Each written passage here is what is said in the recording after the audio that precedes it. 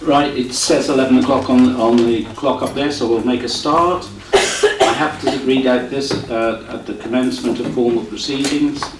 I am obliged to inform you that this meeting is being videoed.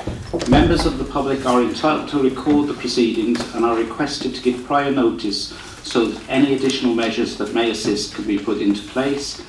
Any member of the public who has any concern should raise them now. Right. We go to the agenda. The first item is apologies for absence. We've got apologies from Councillor David Minery, and also Councillor Roger Evans, who usually attends, is not here, but he's been substituted by Councillor Heather Kidd. Right, item 2, disclosable pecuniary interests. Nobody seems to be saying anything. Right, we move on. Item 3, the minutes. The minutes aren't available, so they will come to the next meeting. The meeting was only last week, and then had a chance to put them all together, so they'll be at the next cabinet meeting. Public question time. Now, I believe we have a public question. Mr. Len, do you want to, Sandra, do you want to come to the board and just switch the mic on, and then you... Just press the button at the front? Yeah. Hand button. That's it, you've got a red light, so you're in action. Okay, thank you. Well, thank you all very much for allowing me to come in and ask this question. It's directed to yourself, Mr. Notting, and it's about when I wrote to you on the 17th of August, setting out concerns about community infrastructure local fund. I did receive an immediate acknowledgement from Clive Wright, who I also copied on the letter, saying a full response would be sent in the near future, but I received nothing. 4 weeks later, I sent a chasing email which finally elicited on the 13th of September a holding response from you that carefully avoided all the important questions.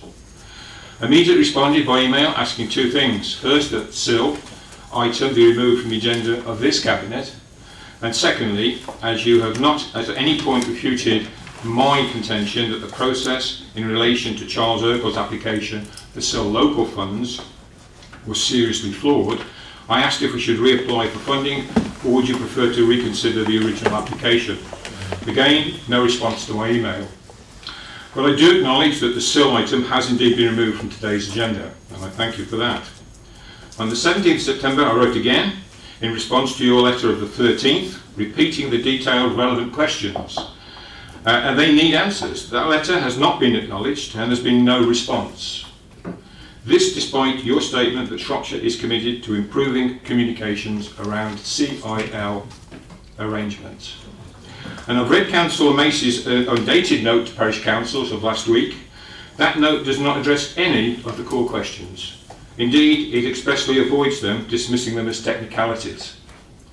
The issues set out in the letter, my letter of the 17th of September, have been boiled down to simple, direct questions capable of simple, direct answers. So my question to you, Councillor Nutting, is why will you not answer the questions which I've raised in these correspondence in relation to the changes that the Council proposes to make to SIL local funds? And supplementary to that, as I also copied the Chief Executive Officer, when will the Council answer the questions? Right. To give a direct answer to your question, we have not made any proposals at the moment to change the current SIL arrangements. The correspondence from ourselves has reflected this.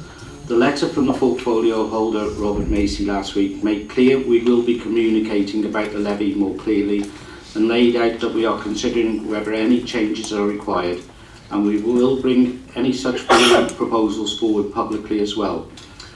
If I can add, the whole matter of SIL is being reconsidered, and when any decisions are made, and no decisions have been made at this time, they will be shared publicly at the time they are made. May I reapply for my playground fund then, please, if there's no change? That's you can reapply, but at the moment I don't know what the answer will be. Okay, well thank you for the opportunity for raising the question, ladies and gentlemen. Okay, right, so item 5, member questions. Assuming there aren't any. Oh, Pauline, No, I've just turned that off. Oh, right. Item 6, scrutiny items. I'm not aware of any scrutiny items.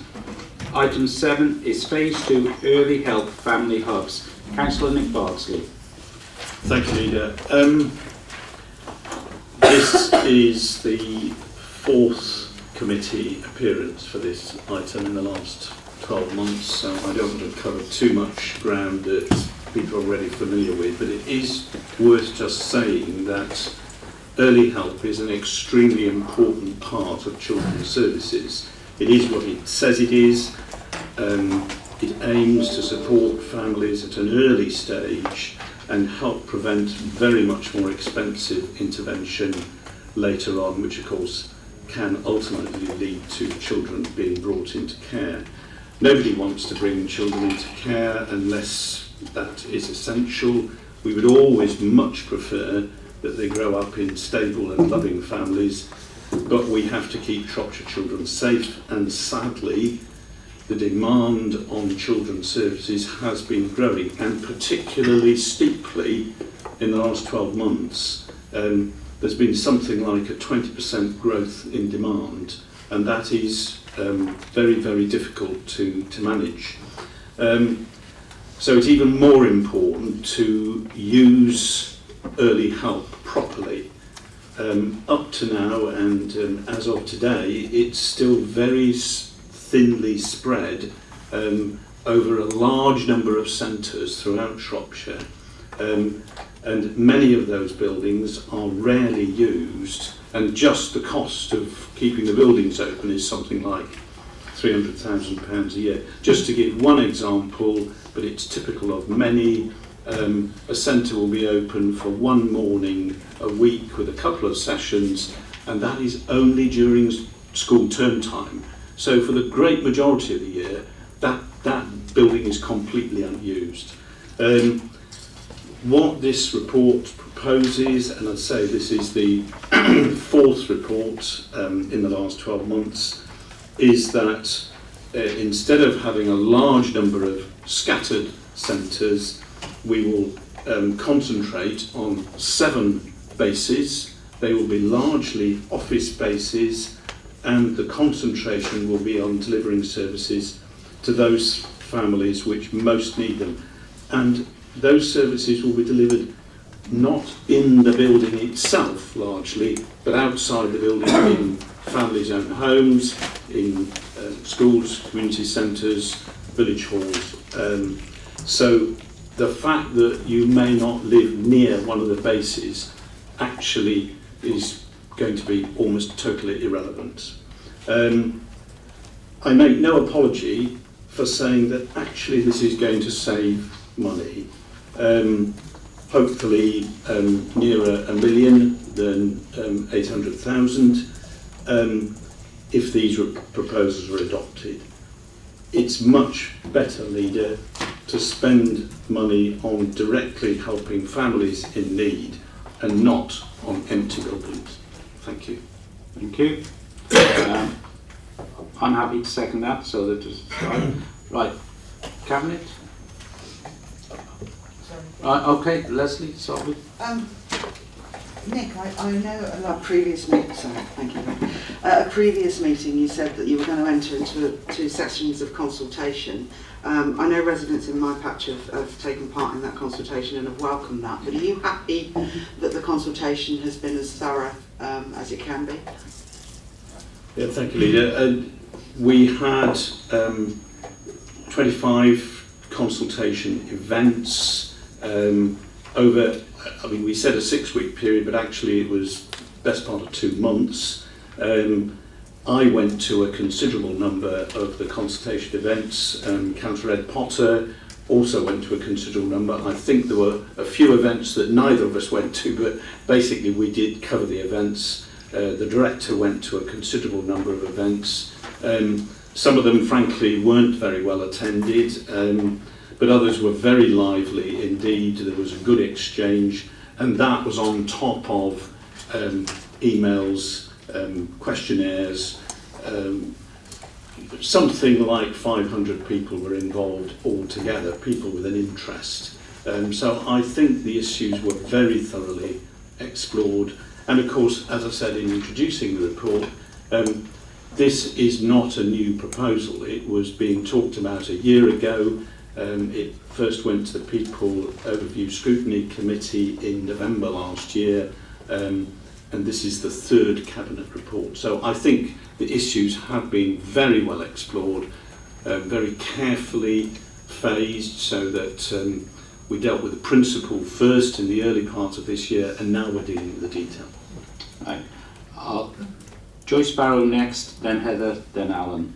Right. Thank you. Councillor Joyce. I'd like to say I think this report is long overdue. I know yourself and myself did look at these centres many years ago, and it was obvious then that they weren't being used as much as they could have been. But can you explain the rationale behind the decision to identify an early help base in Market Drayton? Yeah, thank you. That's as a direct result of the consultation. I always say to people, please take part in these consultation events. It isn't a paper exercise. It isn't something that we just go through the motions for. It was quite clear. I didn't go to the Market Drayton meeting, but I think Councillor Ed Potter did. It was a very lively meeting, a very strong feeling that we needed more of a presence in Market Drayton. We've responded positively to that, and that is why we now have a proposal for 7 hubs, 7 bases rather than 6. Okay. Thank you. Heather Kidd? Thank you. Whilst I understand the need for savings, and I really do understand the need for savings, there are still a number of issues that I am concerned about, and so is Johnny Kidd, who can't be here. Not only couldn't he be here, but he's also ill now, so doubly can't be here. Our concerns for the Bishop's Castle area is that actually the building was only costing £8,000 a year, but that there are a number of issues around our contracts with health visitors who are meant to be delivering services in the area and don't, quite frankly. We have a string of people who should be given health visitor meetings within the Children's Centre where they can be met and talked to locally. We have quite a lot of people in the area who can't drive, and so it's much easier to do that. And yet we have several people now who've been asked to go to Ludlow to see their health visitor. And the report talks about maternity services and health visitors working together to actually identify vulnerable families and children and those who need support.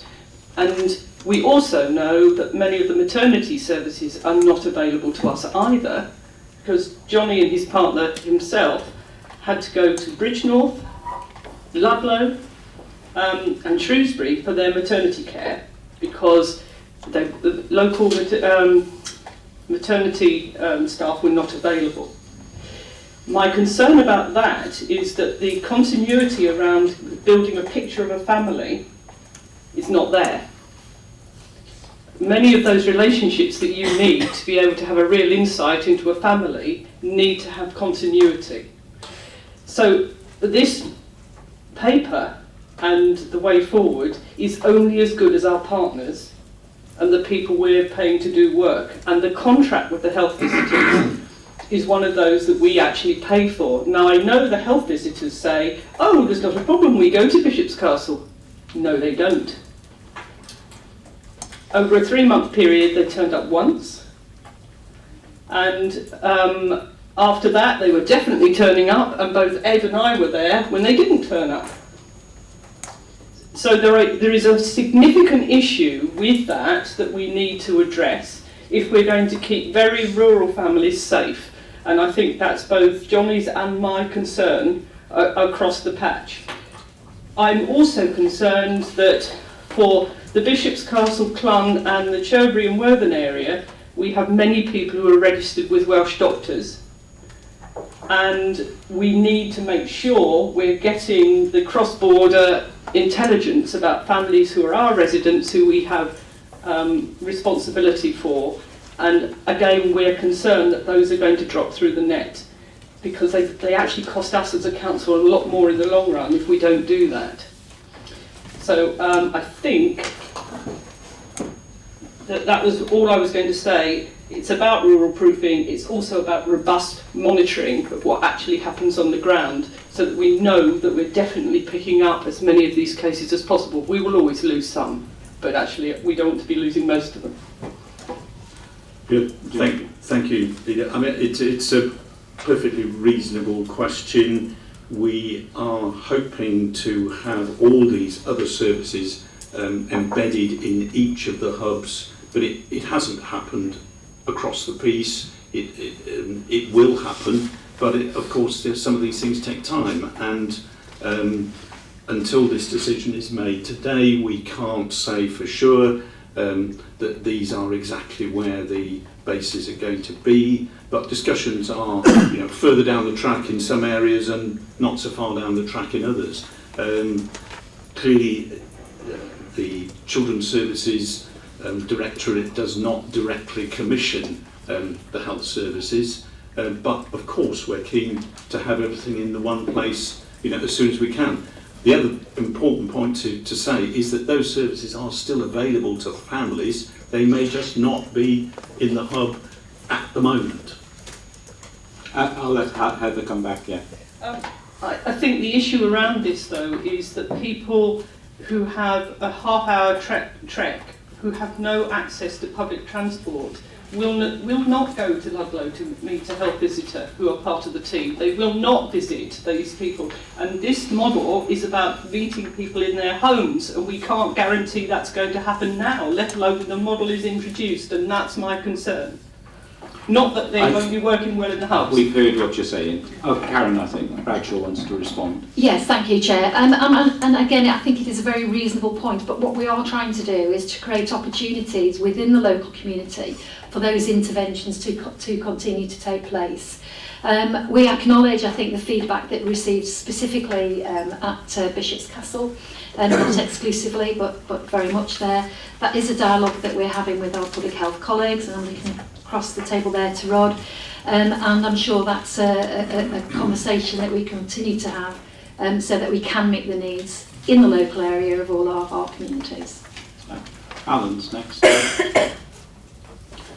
Thanks. I think there's elements of some hypocrisy here and double standards. It's very sad that there's increasing demands on social services for children, and one of the responses to that, of course, is to close, in Shrewsbury, for example, a number of centres that are in the heart of areas of social and economic deprivation and at the heart of poverty. And clearly, one of the results of austerity and the cuts across public and government services per se is that it leads to these increasing number of difficult circumstances for families. But you say that and we know that the changes that are approved here will save £1 million, and you've also just pointed out that 300,000 of that comes from the actual reduction in the costs of the running of the centres themselves. So where is the other £700,000 of cuts in this service going to be found? Presumably it's from cuts in staffing and the people that are going to be running the service and the people that are going to be providing and compensating for those families in need. Do you want to respond? Or? Well, only to reiterate the point that the sessions that we were running, I mean, clearly it varied from children's centre to children's centre, but some of them were very poorly attended, even in Shrewsbury. So clearly the service that has been provided isn't what people want. The new service will be very much more focused. It'll be focused on the families that most need the service, rather than being scattered about in lots of different buildings, which I have to keep saying have been poorly used, and the sessions we've been putting on have been poorly attended. The new service obviously is going to take time to settle down, but the whole principle is to focus on the families that most need help, and to provide the service where they can most easily access it, which is in their own homes or in local centres of whatever sort. So I don't think, I mean, this is not a move to cut services, this is a move to provide a much more focused and much more useful service to those who need it most.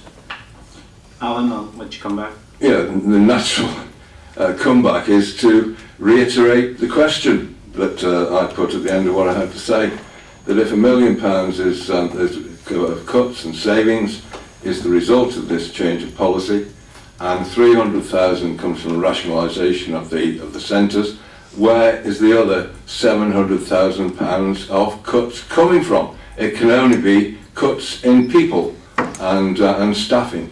Is that the case or not? Well, of course there's a reduction in staffing. If you've got people going round to children's centres and sitting there for a whole morning with practically nobody coming in, that is a waste of their time, a waste of resources and a waste of money. Right. Steve Davenport next. What are you going to do to make sure that the buildings are not left empty? Table B at the end of the report has some of the detail. Obviously all those arrangements haven't been finalised, but in many instances the existing school and a lot of children's centres have been on school sites, of course, are only too pleased to make use of the extra space. You'll see that in many instances there's words like support school provision. I don't think there'll be a single children's centre building that will be left empty. In many instances we have an existing nursery that's only too keen to expand from half the building into the whole building. So I would be very disappointed indeed if any of these buildings are left empty. Right, sounds sensible. Councillor Lee Chapman. Thanks, Leader. Actually, it was in response to Heather's comments around the availability of the health visitor provision. Colleagues will know that we commissioned Ofcom for the health visitor service in combination with other aspects of that. But absolutely hear your concerns. Happy to look at that. Speak to Shropcom and Rod Thompson will speak to you after the meeting. We need to get a handle on making sure that those areas that are rural aren't disadvantaged as a result. Right, unless anybody's got anything else to say, we'll move to the recommendations. They're on page 1 and there's A and B. Can I see all those in favour, please? Right, no one against. I think that's unanimous. Right, thank you very much. That's accepted. We move on. Item 8. Winter Service Highways, Review of Highways Winter Maintenance Policy, New National Code of Conduct. Councillor Steve Davenport. This report summarises a review of Shropshire Highways Winter Service Policy and Operational Plan in readiness for the winter service season of 18-19 and beyond, in light of requirements of the National Code of Practice. A well-managed highway infrastructure, thus this report seeks approval of the refreshed policy and operational plan in light of the new national requirement. As I say, there's a national code of practice. It's been through scrutiny, so part of the recommendations are as a scrutiny requested.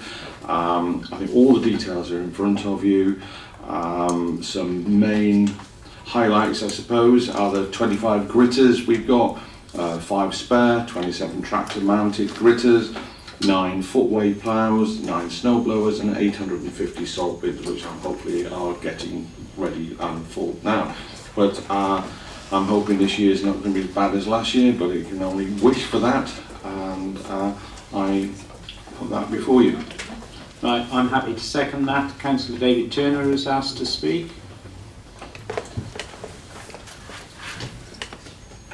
Thank you, Leader. I was interested in this report. I was at scrutiny as well.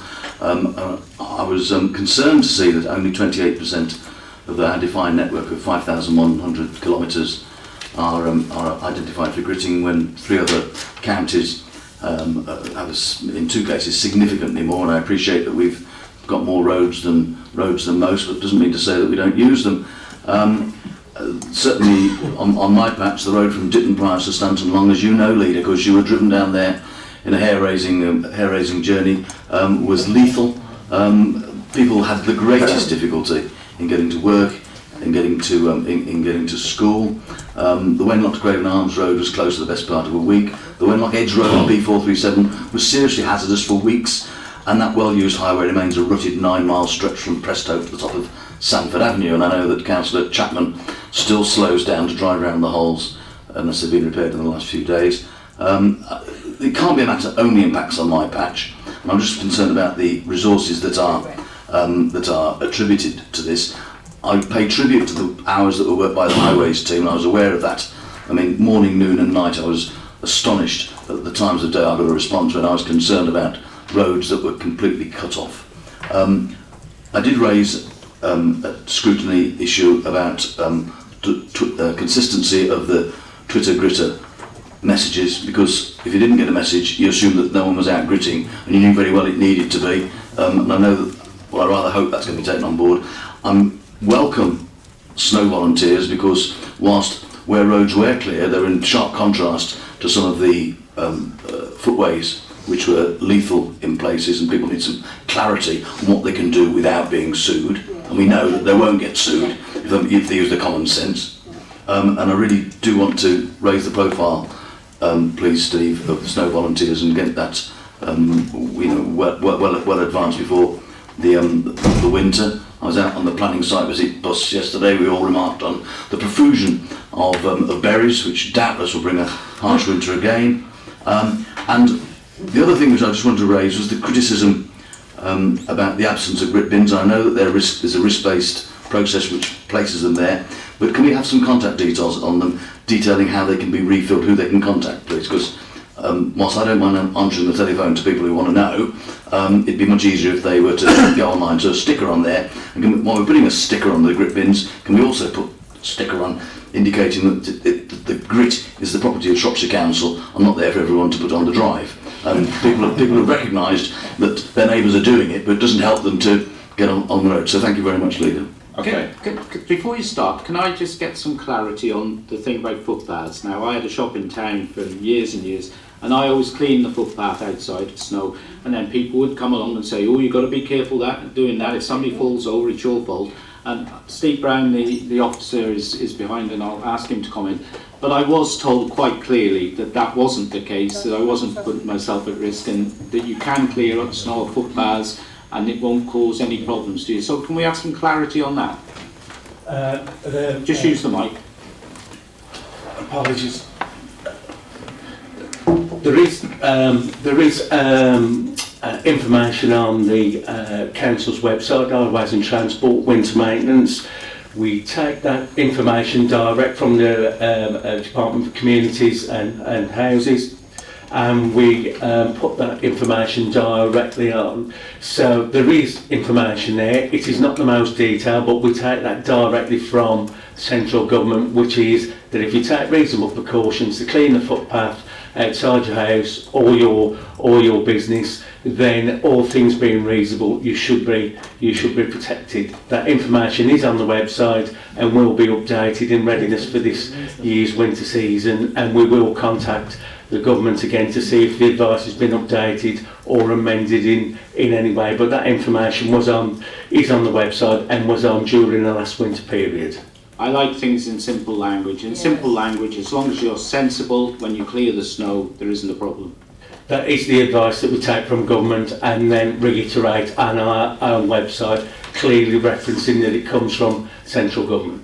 Right, thank you. Right, sorry, I just stopped. David, firstly, old wives' tales, I hope they don't come true, but we will see.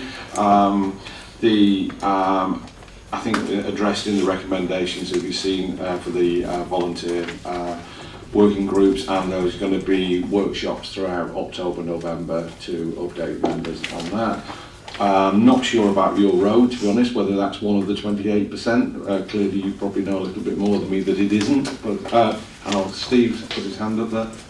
Just to clarify that, it does say in the report that 28% of the road network is gritted, which is 28% of the 5,100 kilometres of road. That figure hasn't altered, it hasn't been amended, it hasn't been reduced. We've been gritting at that level for a number of years. We do to what we call the resilient network, which is what we think are the routes going through, and we do that within the resource envelope that we've got. So there's been no change other than stating that that is a fact that we've undertaken for a number of years. Can I add that this isn't a reduction in funds? We're still spending £2.1 million on winter maintenance. This is just renewing the code of practice. I think I'm right in saying Shropshire has more roads per person than any other county in the country. Yes. But we don't receive any extra money because we've got all these roads. No, we have to manage. Which is one of the problems. Councillor Joyce Sparrow. There are only small changes to this policy, I note, but something that is in here that wasn't in the previous one. It says the working group will be developed consisting of members, officers and community representatives to develop a pilot snow volunteer scheme. What is that? Well, that is, you'll see in recommendation 2.3. The Cabinet approved the recommendations of a place in overview a scrutiny committee to develop a pilot snow volunteering scheme, as you've just said, via members and officers and a working group, and there'll be training on that through October and November. Yeah. What exactly will they be doing now? That's what I'm interested in. Okay. There are schemes that run nationally, particularly in Devon and Cornwall, that we've looked at. We also have an informal system that operates well within Shropshire that is mainly through town and parish clerks reporting in, but we have got the opportunity to bring in this system. It was something that scrutiny raised when we tested the report and the approach with them, and we will look at that and we will bring that in and work that through with Scrutiny Task and Finish Group to do that. It will be something similar to the Devon and Cornwall model, which we've looked at and does seem to work well, but we also have the informal arrangements that also do work exceedingly well with local town and parish clerks ringing in concerns and picking up those issues, and also not only with them, the 28% of the road network that where we utilise farmer contractors as well to do those more rural areas. So it's that sort of model we'll look and not to put a Shropshire sort of approach onto that model. Heather wanted to come in and then we'll go back to this. Thank you. Something that has concerned me over the years, as Steve well knows, is that actually we never ever look at the safety of some very hilly school routes. And last year was bad, but actually for us we had snow on many years. Years when Shrewsbury never sees a flake, we've got some in and around some of the Shropshire hills. Those roads are very, very steep, and they have school minibuses and taxis coming down them. When they've just been resurfaced, they are very, very smooth indeed, and they may comply to all the standards, but actually whenever that's happened, we've had a significant issue with them and with minibuses not being able to run. Only about 3 years ago, I had Priest Weston actually cut off for 2 weeks. If those children had had 2 weeks off school, because their parents had taken them on holiday, we would have fined them. The reason they didn't get to school was because Shropshire Council hadn't opened the roads in time for them to be able to get to school, and the minibuses just weren't safe to come out. So what I'm saying here is I would really like at some point, with more and more of the small primary schools being shut in the hills and children being brought out of those hills down to places like Long Mountain, that we begin to look at a safe route for those minibuses to bring them out. There is not a safe route. They all have to come down a steep hill to get onto a main road. So actually we ought to be making sure there was one route out, whichever way, just because it's a risk to the children that are in our care during that time. It's not the first time I've raised it. I have been raising it since 2009, and I think it's an opportunity for us to begin to look at that.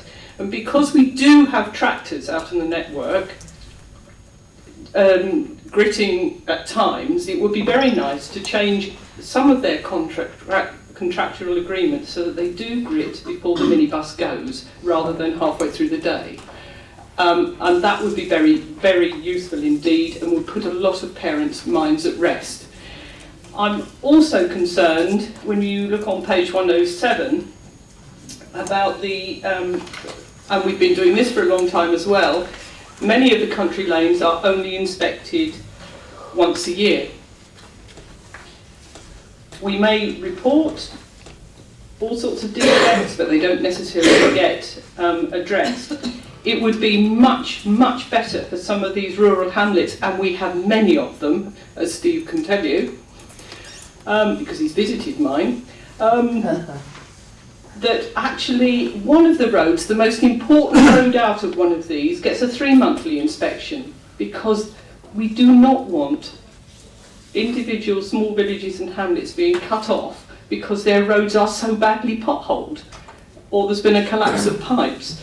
It's just about prioritisation so that we don't end up where actually people are damaging their vehicles every time they go to the shop. And that's what was happening. What I really like to say about all of this, it all sounds very reasonable on paper, but actually it comes down to the implementation on the ground and how good the service delivery is when it comes to our road contractors and so on.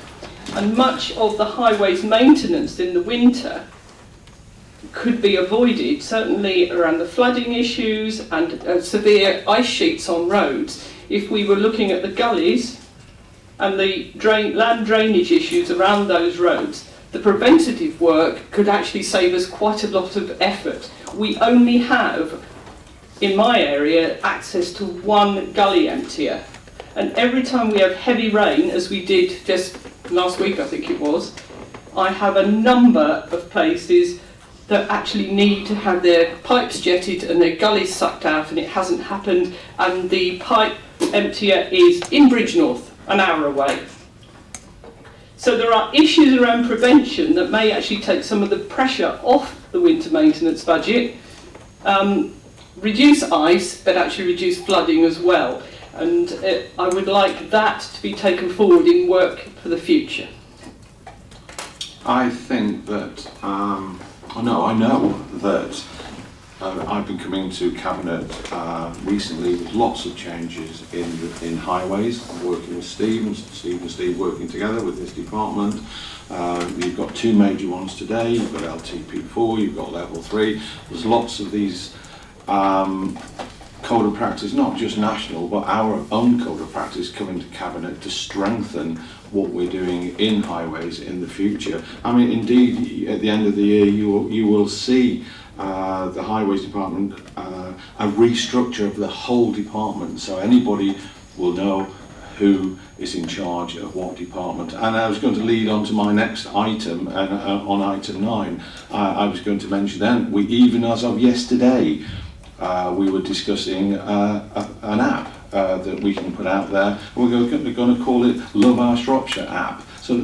So people, the general public and members can inform the highways of the issues going forward and not only potholes, but any problem, and which will be identified, what we will use it for to start with. But changes are happening. My question was around prevention for winter gritting. Hang on, I'm going to leave the last word to Steve Brown. I think just to pick up on some of the points that Councillor Kidd has made, and she's made them to me privately and in public meetings.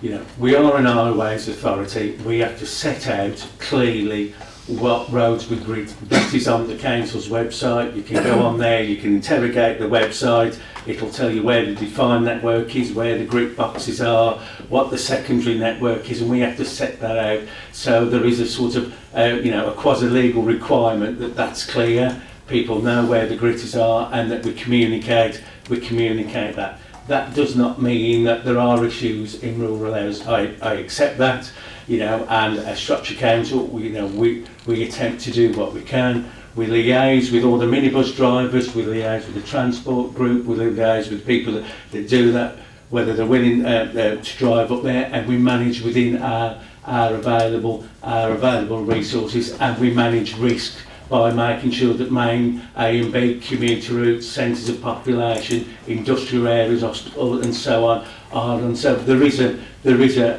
mixture to that where we can deploy some of the farmer contractors and players. We will do that.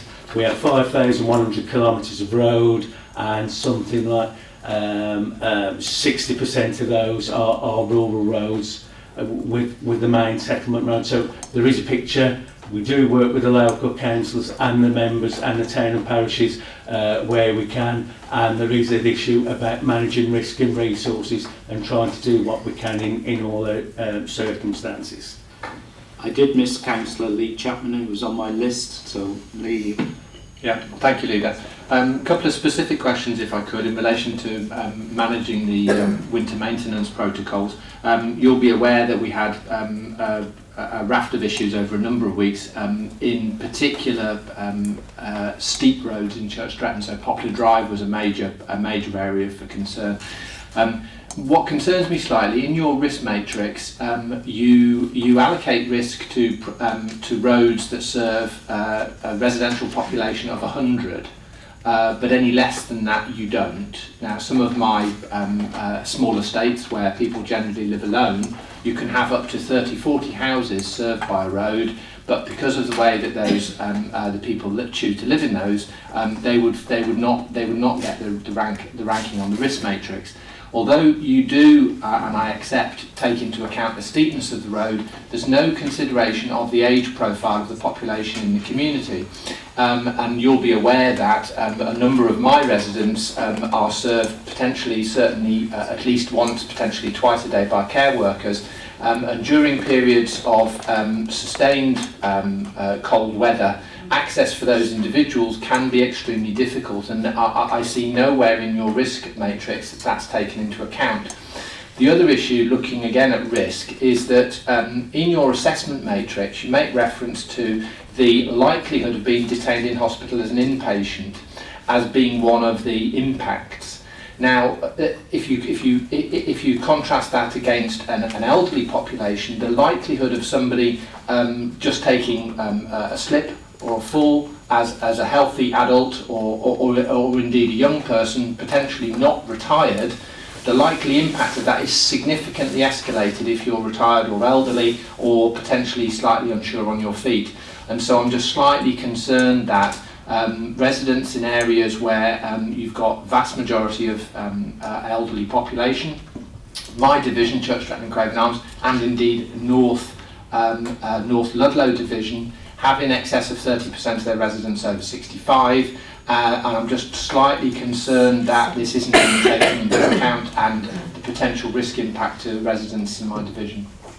Do you want to respond on the matrix? Can we alter it at all? Well, the matrix is there as in the council's approach to its approach to risk and how it manages that risk. And that matrix has been there. It's gone through scrutiny. We've liaised with our external insurers on that to make sure that they're comfortable with that. So the policy, the winter maintenance policy and the operational plan, does provide protection there for the council. I have no dispute or argument with the points that Councillor Chapman has made.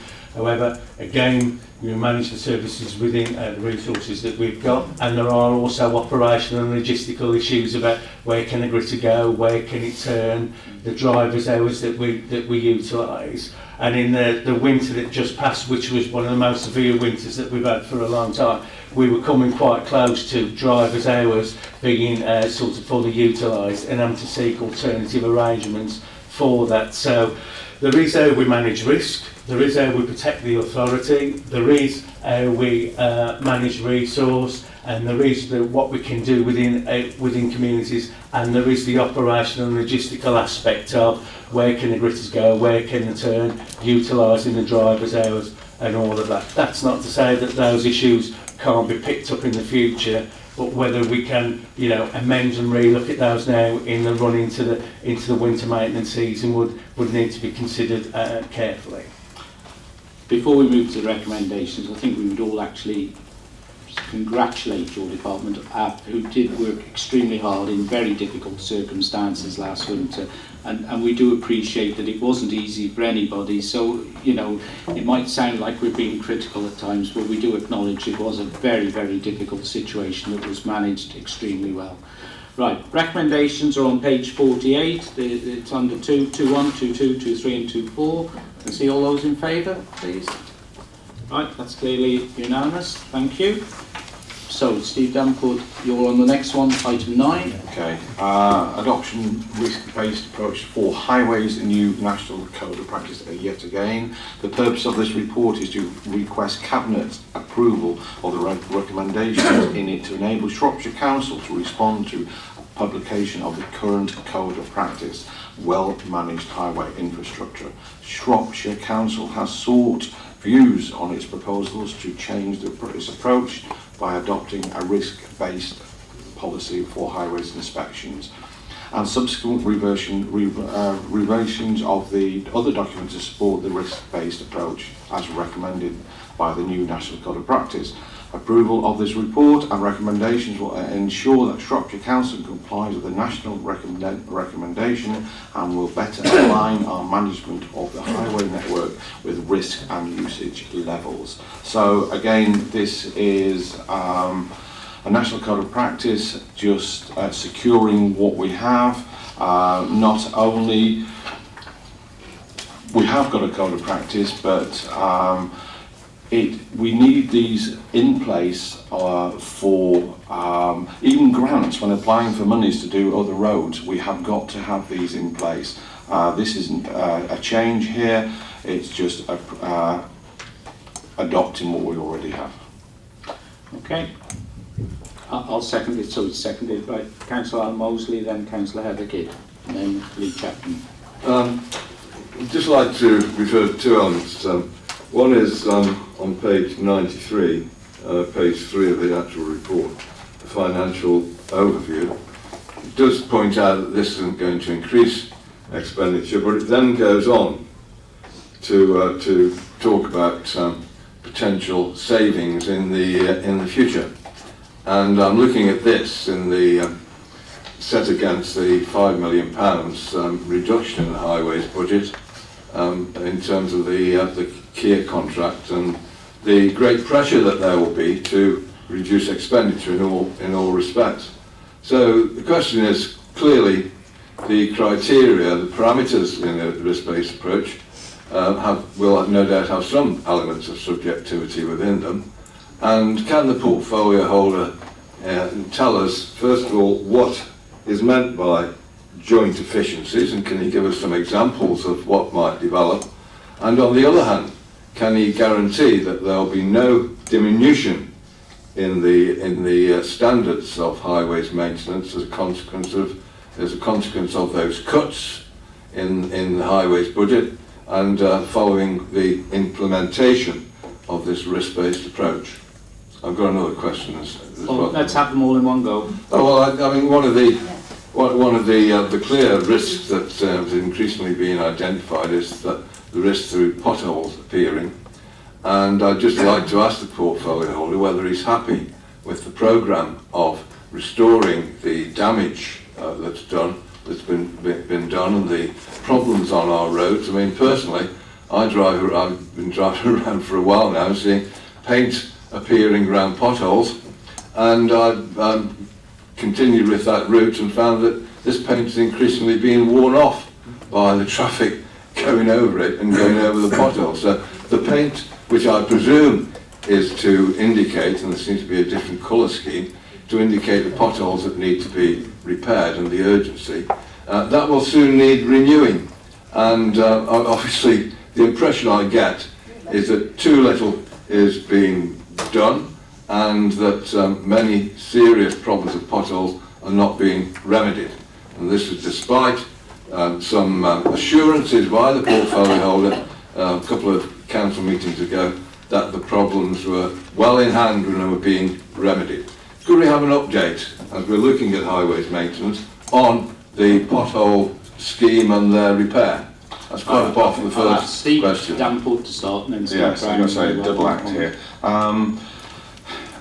well, even on the radio or the television this morning, it was mentioned about the potholes nationwide, and we are dealing with still dealing with an unprecedented winter last year, and indeed, as it mentioned this morning, the heat of the summer hasn't helped, and we are well on the way to repairing the potholes throughout the county, but actually, as quickly as you repair them, others appear. So it is a continued case of, we have had up to 33 teams out there repairing these potholes. There is a degree of depth in them, that some will get repaired more than others. There's a degree of emergencies and permanent pothole repair, but it's identifying these. We have our inspectors out doing this. But really is not only a full-time job, but we're working many hours throughout the county to do this. Steve, do you want to comment? Thank you, Chair. The purpose of the report is to adopt a risk-based approach. New national code of practice come from the Department of Transport, DfT, supported by a number of government agencies. The report is clear, recommendation 7, we have to have a risk-based approach. We have to bring that in as part of 32 recommendations that we have to adopt as an Highways Authority in order to meet that requirement. If we don't adhere or meet those recommendations, then as an Highways Authority, as a council, we are open to challenge. That, coupled with the incentivisation funding from the Department of Transport, which has had another 22 recommendations that we do need to follow, and we're working through that. But just for context and clarity, we already, to a degree, in our existing arrangements, have a risk-based approach, in that we inspect some roads more frequently than others, because we identify that there is a risk there. So the risk-based approach will come in, and it will build upon that. There are no identified savings from or budget reductions within this report, because it is a change on how we assign risk and where we look at that risk.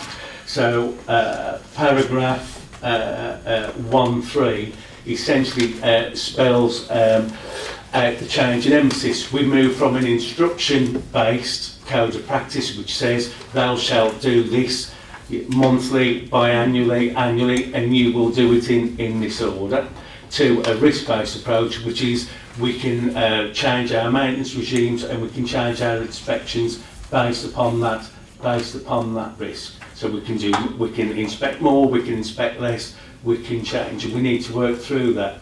We are not, every Highways Authority should or has to adopt this. So it is, it is the way that we set out our arrangements and programmes based on the management of that risk and looking at the data, rather than the model that we've adopted. So we're meeting that national criteria and requirements. Councillor Lee Chapman. Thank you, Leader. Couple of things. I absolutely welcome a risk asset-based approach to the way that highways are operating, but referring back to my earlier point, it's only as good as the scope of which the risks are focused. So if you don't take into account some of the risks, or some of the risks aren't suitably weighted, then the approach has flaws. And in that respect, you may or may not be aware that the adoption of this additional policy is going to have an impact on the ability for us to promptly repair roads beyond a minimum of 6.75 metres wide, which hasn't historically been our policy approach, because under the new guidance, you can't undertake a permanent patch on a road that is less than 6.75 metres wide without doing a road closure. The issue with that is that then, because of the way that the mechanics of a road closure works in terms of the notices, further delays a repair on those sections of road, because you have to go for a formal closure. My other question is that whilst I accept that for capital schemes, so anything beyond 3 metre square patch is a scheme on a standalone and has to be applied for through the prioritisation. The prioritisation is dependent upon a weighting of 70% on a scanner and scrim survey. So these are the surveys that are formally conducted on the roads that look at the fabric beneath the road. Now, the issue with that is that although 70% would be legitimate weighting to take into account if that scrimmer and scam survey was up to date, we are unfortunately faced with a out-of-date information in relation to our road infrastructure. So as it stands at the moment, some of the surveys are up to 2 years old, and so we're attributing a 70% weighting to capital schemes on scrimmer and scan surveys that are 2 years out of date. Now, we know that because of budgetary constraints and also because of a really bad winter that we've had, that in fact we've seen significant change on the infrastructure of our roads over that 2 year period. And as it stands at the moment, whilst the portfolio holder is very keen to emphasise the value brought by local inspections, in fact the input of the local highways inspector is only 30% of the consideration of the prioritisation of those capital schemes. And I'd look for clarity and a very specific question, and that is, how soon can we expect the survey work to be updated so that the data on all of our roads is more up to date? Thank you. Steve, Brown? Councillor Chapman is correct. We do an annual survey. We take into account in putting the programme together, which is about what we call the scrim and the infrared data, which looks underneath the surface of the road. We also take into account accidents, insurance claims, any sort of programming issues, which might be, is there a development in that area? Do one of the utility providers wish to do that? And then an overall sort of programme of the roads that need to be treated in the following financial year is done. That information then is sent out to the local offices for that to be sense checked, because again you're correct in that some of that work might start in the autumn ready for the following financial year because of the leading time in putting the programme together. The highways capital programme is circa sort of 12, 13, 14 million a year, depending on capital funds and external funding. So that programme has to be put together, it has to be measured, it has to be quantified. We need engineers' drawings, we present that package of work over, and that goes to the contractor to make sure that those efficiencies and the ability to do that there. So the annual programme is done. Local views are taken into account.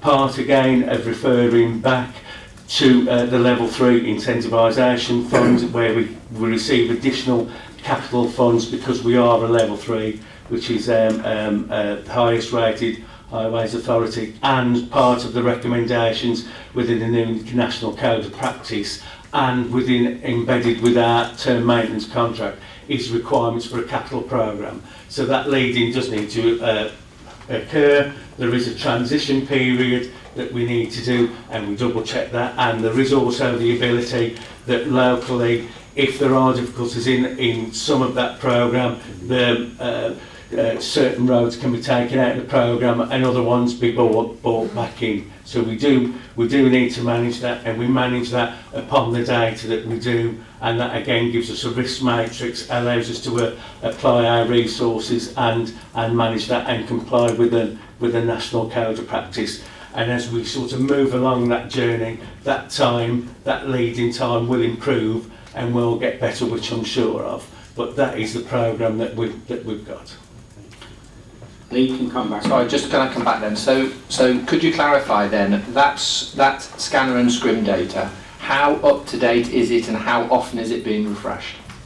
The scanner and scrim data comes through every 18 months and is used as part of the evidence base for that, along with other issues, accidents, police reports, how many times we revisit that area, which is all logged and comes through the system, and it's been an established system that we've used, and that time period hasn't altered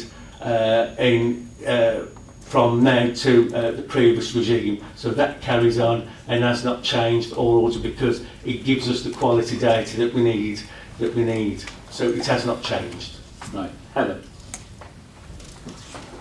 Thank you. I must say the public are often shocked to find a piece of road that didn't seem so bad has just been resurfaced, whereas the bit just along from it that's awful has been left.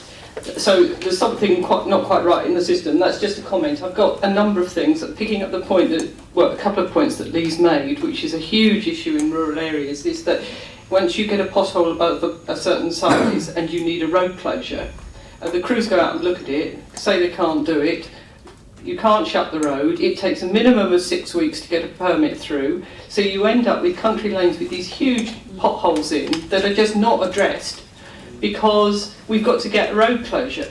So there are all sorts of issues around this, and if you're looking at something risk-based, the risk to the public when you've got a huge pothole that's getting bigger, and as it pours with rain and so on as we get into the winter, they're not going to get any better. So I think we need, around our risk-based,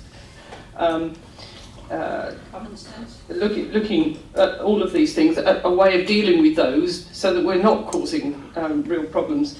Some of the things I raised around winter gritting I should have raised now, but I think the other issue around the fabric beneath the road is that we still have our highways engineers shocked by what's underneath the road. So I don't know how good these surveys are, but one of my roads that's frequently used as a detour for other road closures has become increasingly bad over the years, and they're now going to do some work on it, which is great.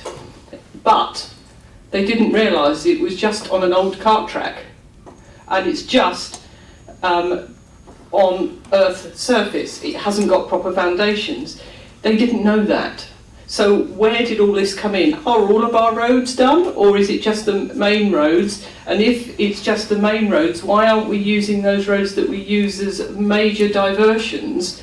Because they then get hammered by those diversions. So that's part of this risk system. I'm also interested on your risk hierarchy list about what a link road actually is. Because if we were looking at our hamlets and so on up in the hillsides, if we had one of those roads being designated as a link road rather than as a minor lane, then we would deal with the situation that I was referring to before, where we get whole hamlets completely potholed, as you know. Can I say that if you're going to carry on with this, you need to have a private conversation? But this is about this risk thing. I'm also concerned that, because I can't see this anywhere, we talk about cycle routes and that being a risk factor, but there are national cycle routes. I presume it's just the national cycle routes you're referring to? Because if it's... Right, I'm going to stop you there. This is the kind of practice we're dealing with. Right, let Steve try and respond. Steve, I think I'll pick up some of the points. The smaller rural roads, there's no issue can be done. We've revised a process for bringing in emergency closures to do that. That will give us 10 working days of prior notice, and that has all been agreed, and a communication on that will be coming out to members within the next day or so. So there has been a revision to that. There are regulations which is referred to in the industry as the Red Book. So we've had to rework the process to do that. So that issue is resolved, I think, and that will allow us to move forward. What was one of the other points there? Link roads? Yes, link roads, national cycle routes. Some of our national cycle routes are road-based. They are road-based, and as part of the risk base, we would have to be cognizant of that and pick up some of those issues. I would add that within the report as well, all the highways inspectors have been retrained to national standards, We've done the Institute of Highways Engineers accredited course. That is a week-long course with an examination, and are now all on the National Highways Registers as inverted commas competent people. So there's been a retraining of those, and there's further training scheduled for the first few days in October on making sure that that sort of risk-based approach is done. I'll make no, I don't want to sort of mislead anybody. The risk-based approach, we do need to find our way into it. We are moving from a prescribed system to you can set the risk and you identify that risk and you manage that risk, and it will take a year, 18 months, 2 years to see that we're comfortable with that, with assigning the risks. But there are improvements in there that we can do. So a typical improvement under the current system, it's prescribed that we have to inspect certain roads monthly. If that road has been newly resurfaced and is brand new and has a warranty on it for 2 years and has a engineered life of 10 years, we have to inspect that monthly. Under the risk-based, we can make a note of that on the system. We don't need to inspect that road unless something comes in through the customer service centre. That will free up time to go where we've identified other risks that we do need to identify, and that's part of that. So we do need a transition period of moving from a prescribed to a risk-based, based on evidence of data, and move the service along those lines as well. Right. We've had quite a detailed discussion, so I'm going to draw it to a halt. I want to ask the last question, just to make sure I understand things properly, because it's something that fascinates the public. So they go along and there's a pothole, and sometimes it's got yellow paint, sometimes it's got blue paint, sometimes it's got red paint. I'm told it just depends what paint they've got in the car at the time. Absolutely. The colour does not make any difference, and the press might want to note that, because people ask me, does yellow mean I'm going to get it done earlier than red? It doesn't make any difference, it's just highlighting that there is a pothole. There is no mysterious code or ulterior motive. It is what somebody's got in the van at the time. Right. Quickly then, yeah. Every colour is slow then. I just want to thank Steve on his reports. I can tell you behind the scenes and in front of the scenes, as you're coming to Cabinet, we worked very hard on aligning what's happening in the Highways Department, and still there are more to come. And thank you. Right, the recommendations are on page 92. There's 2.1 and 2.2. Can I see all those in favour, please?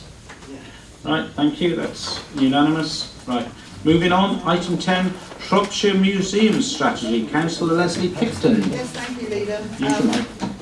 Really pleased to present to you the new Shropshire Museum Service Strategy.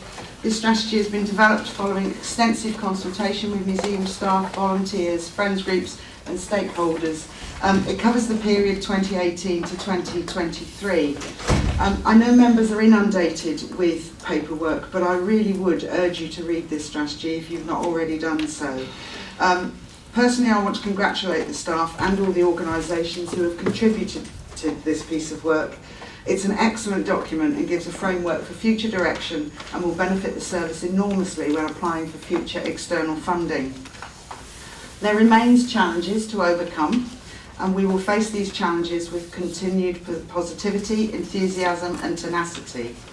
And I make no apologies for keeping my introduction short, but I am going to quote from the foreword that actually appears in the document, because this sums up the strategy. This document recognises the current climate within which our museums have to operate and sets the ambitions for our service over the next 5 years. It identifies clear and practical measures which will enable our museums to continue to care for and make accessible our collections, deliver enjoyable, exciting and educational experiences for our customers, develop partnerships that welcome diverse audiences, and help our museums fulfil their potential as key players in the cultural life of the county, and will also strengthen the service's resilience so that our museums can be enjoyed by customers for years to come. It is a really, really good document. I do urge you to read it if you haven't already done so. Leader, I move the report. Councillor Nick Lawrence. Thank you, Leader.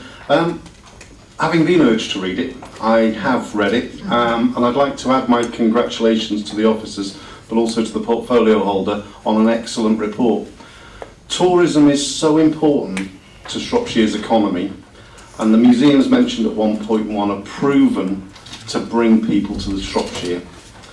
It's great to see us leading by example in this sector, and I'd like to highlight that one experience from last week where we actually held a meeting at the Shrewsbury Museum and Art Gallery with senior civil servants from MHCLG in London who were absolutely amazed at the facility we had. But there's one part of that, and it's a slight mention in the report at 6.9 about the teamwork. Nothing was too much trouble for the people in the museum last week, and I think it's that teamwork that comes through in all of our museums. So I congratulate the portfolio holder on a really thorough report. Okay, Alan Mosley was next. I'm glad Nick Lawrence mentioned tourism there, because it's sadly missing from lots of documentation that the council presents. It does bring 15%, I think, of the employed people employed within the county, and yet we don't actually, as a Shropshire Council, employ anyone ourselves to promote and manage and generally give some strategic direction to the tourism within the county. However, I welcome this document. I look forward to seeing some action plans and targets related to it develop in the not too distant future, and it's certainly an area we should be identifying it for growth and development. I can't see anything related to the resources and the finances of it, which I'd like to know about, and I'm able to identify some additional investment in the facility. I'm also slightly disappointed with the aspiration on page, can't even see it so small, page 161, page 30 I think of the actual document, and it's entitled Our Priority Projects, and the 5th bullet point down says we will maintain visitor numbers. I would just like to see the report being a little bit more aspirational than maintaining visitor numbers. I would hope that we were going to substantially increase, as a consequence of this strategy and other measures, visitor numbers on all our museum outlets. So that you might need to look at putting a bit of emphasis on expanding and being a little bit more aspirational on that particular topic. And again, I look forward to seeing the action plans and some targets orientated around that objective in the near future. Anybody else? Oh, Councillor Nick Lawrence. Can I come back and take some credit for increasing tourism? Because it's actually 17%, so we've gone up 2 points from earlier, which is really good. And I want to highlight... That might be my mistake from the earlier document. Continually growing our economy, that's the aim in Shropshire. I'd also like to add, and the leader will be aware because we were both at a meeting last night, the importance of tourism. We met with the LEP board last night, who were refreshing their strategic economic plan for the marches, so not just for Shropshire, because a lot of tourism is cross-border. And due to the work of officers within various departments of Shropshire Council, and the leader, and myself, and other portfolio holders, tourism will play a big part in the strategic economic plan being put forward by the LEP, as it should. The only little plug I'll put, I spend a lot of time in the castle at the moment, and the castle, because it's a military museum, people assume it's for people who've been in the army or whatever. I would plug it, and it's actually really good for kids, because what they've done, it seems very simple, but it really hooks kids. They've hidden 10 little teddy bears about that size around the exhibits around the castle, and they can actually get a form where they have to find all these. So it really engages the children, and as they're looking for the teddy bears, they see all the other stuff, and it does work well, and it's really actually been quite a draw for the kids. It's something simple, but it's worked really well. You know, and it's actually quite a busy museum, more than I realised. Yeah. Can I, But yeah. can I just come back on a couple of points that Councillor Mosley made? I think this programme actually is quite ambitious, because when we talk about maintaining visitor numbers, please don't think we're just talking about Shrewsbury Museum and Art Gallery here. We are talking about all our museum facilities. Councillor Nuttall's just mentioned the castle, we have Colwyn Pumping Station, we have Ludlow Resource Centre, we have Acton Scott Working Park, and actually some of those facilities will require major investment to continue to raise the visitor numbers. We're very lucky with Shrewsbury Museum and Art Gallery. The recent Lego exhibition is, you know, the numbers going through the doors are phenomenal. What I'm very concerned about is that we know nationally that, you know, money for culture is very, very difficult. We have to be absolutely realistic as to what we are going to be looking at doing in the future. I'm sure that when I ask my cabinet colleagues to stick their hands in their pocket and give me a couple of £1 million extra a year for my culture and leisure programme, that is not going to happen. So we have to be really resilient, we have to be, as I said, tenacious, and we have to find clever ways of doing things. I take my hat off to the museum team. The other thing just to say is the museum team is incredibly small. We're talking, you know, numbers, in terms of professional staff, we're talking with numbers less than on my both hands. They do an amazing job with a very, very small resource. We are now looking at other ways of helping to increase that resource without that being coming from the council, because it simply can't. Thank you. Right, there's some recommendations on page 140. There's recommendations 2.1 and 2.2. Can I see everyone in favour of those, please? Right, thank you. Moving on, item 11 is the exclusion of the press and public. We do have some confidential item afterwards, so I'm happy to move this Schedule 12A of the Local Government Act. Can I have a seconder? That's seconded. All those in favour, please show.